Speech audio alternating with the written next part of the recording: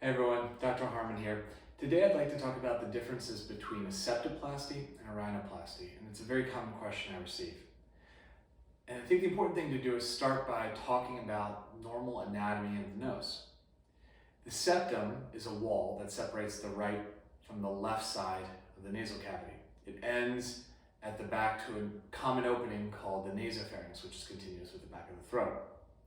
The septum is composed of bone and cartilage, and cartilage is largely the front of the septum, and bone is the back.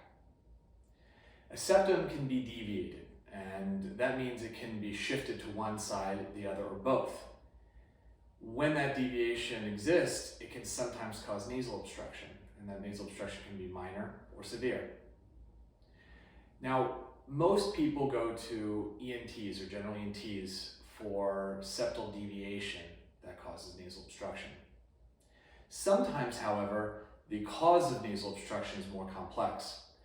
By that I mean there may be other contributing factors that are related to the bones and cartilage that create the shape of the nose itself. There are a few of those. There are the nasal bones up top, the upper lateral cartilages in the center, and then the lower lateral cartilages at the very bottom that create the shape of the tip. In any of those areas, there may be narrowing or maybe weakening of the cartilage or bone, causing collapse, and that collapse can also contribute to nasal obstruction.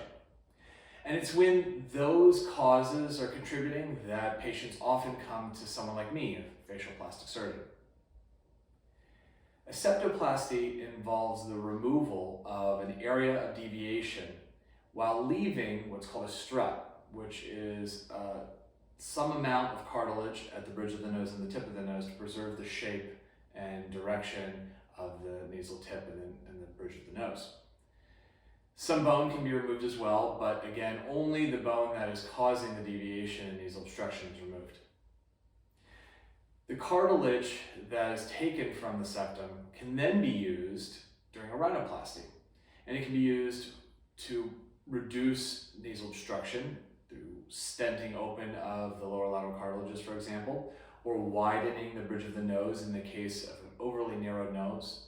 But it can also be used for cosmetic reasons. So sometimes I utilize septal cartilage to improve the shape or symmetry of the nose, and it's a really wonderful source because it's strong and it can be harvested while I'm doing a rhinoplasty procedure. So nasal obstruction is complex. There can be many causes.